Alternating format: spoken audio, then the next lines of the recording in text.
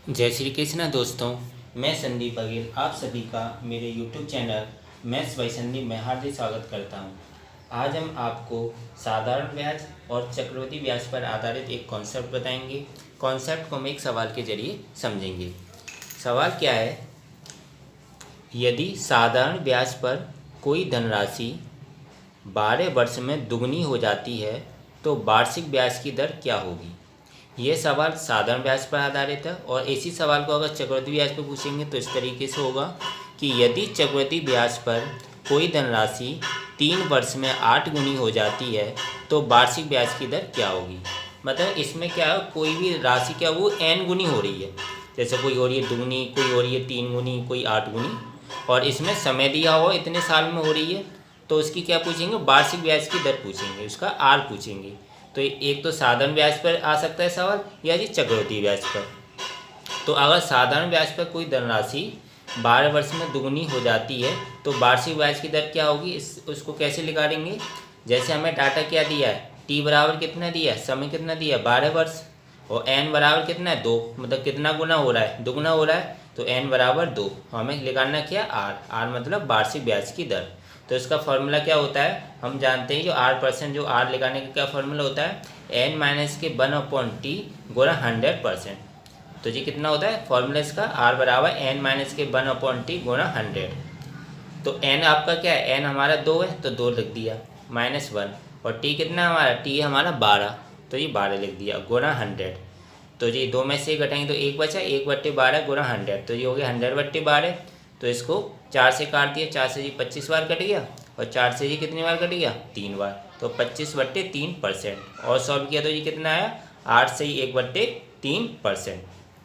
तो यदि कभी भी साधारण ब्याज पर पूछे कि कोई धनराशि इतने वर्ष में इतनी गुनी हो जा रही, तो उसका क्या फॉर्मूला लगाएंगे, आर लगाने के लिए R% बराबर क्या हुआ, n माइनस के 1/t गुणा 100%। तो ये पूरा किस में आएगा, आर किस में आता है प्रतिशत में, तो ये पूरा आपका आंसर किस में आएगा, परसेंट में आएगा। तो जी साधारण ब्याज के लिए हो गया। अगर यही कॉन्सेप्ट में अगर सिर्फ चक्रवृद्धि ब्याज चेंज कर दे, मतलब इसमें साधारण ब्याज की जगह क्या कर दे, चक्रवृद्धि ब्याज, तो इस सवाल को फिर कैसे सॉल्व करेंगे। क्वेश्चन है, यदि चक्रवृद्धि ब्याज पर कोई धनराशि 3 वर्ष में 8 गुनी हो जाती है, कितने वर्ष में, 3 वर्ष में 8 गुनी हो जाती है, तो वार्षिक ब्याज की दर क्या होगी। यहाँ पर किस कौन सा ब्याज लग रहा है, यहाँ पे ब्याज लग रहा है चक्रवृद्धि ब्याज। तो डाटा तो वही है सेम, टी बराबर क्या दिया हमारा, 3 वर्ष दिया है, और एन बराबर क्या है 8 गुनी। अब एन बराबर यहाँ 8 लिखेंगे, 8 गुनी मतलब 8, अगर 4 गुनी होता तो 4 लिखते, 2 गुनी होता तो 2 लिखते।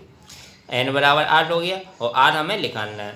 तो अगर चक्रवृद्धि ब्याज पर कोई राशि हो रही है तो एन गुनी, तो इसका क्या फॉर्मूला होता है, हम जानते हैं R% बराबर क्या होता है, एन पे पावर 1/t, एन पे क्या है, एन पे पावर 1/t माइनस के 1 गुणा 100%।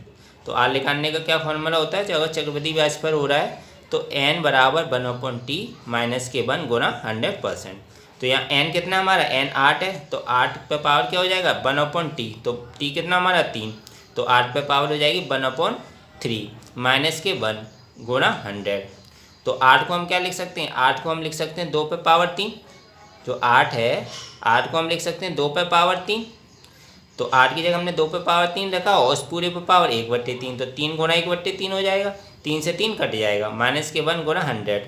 तो जी पूरा क्या बचा, 2 पे पावर 1, और 2 पे पावर 1 क्या होता है, 2 होता है, तो 2 माइनस के 1 गुणा 100, 2 में से 1 घटाएंगे तो 1 बचेगा, और 1 का जब 100 में गुणा किया तो क्या आएगा 100%।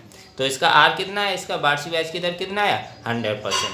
तो ये 2 सवाल थे, एक साधारण ब्याज पर था, एक चक्रवृद्धि ब्याज पर। दोनों सवाल की लैंग्वेज सेम थी, कॉन्सेप्ट भी सेम है, बस फॉर्मूले दोनों के अलग अलग हैं। तो अगर साधारण ब्याज पर पूछता है तो आर का क्या हो जाएगा फॉर्मूला, R% निकालने का, आर बराबर n माइनस के 1/t गुणा 100%। और अगर चक्रवृद्धि ब्याज को पूछ रहा है तो R% बराबर क्या हो जाएगा, n पे पावर 1/t माइनस के 1 गुणा 100। तो ये काफ़ी अच्छा कॉन्सेप्ट था, इस कॉन्सेप्ट पे एग्जाम में सवाल भी बहुत आते हैं। तो दोस्तों आशा करता हूँ आपको वीडियो अच्छा लगा होगा। अगर वीडियो अच्छा लगा है तो लाइक करना बिल्कुल मत भूलें, शेयर करें ज़्यादा से ज़्यादा फ्रेंड्स फैमिली मेम्बर्स के साथ। और अभी तक अगर आप चैनल को नहीं सब्सक्राइब किए हों तो चैनल को ज़रूर सब्सक्राइब करें, बेल आइकन दबा के और नोटिफिकेशन में रखिएगा। इससे क्या होगा कि जब भी मैं वीडियो डालूंगा आपको उस वीडियो का नोटिफिकेशन मिल जाया करेगा और आप उस वीडियो को देख लिया करेंगे। मिलता हूँ नेक्स्ट वीडियो में दोस्तों, थैंक यू सो मच।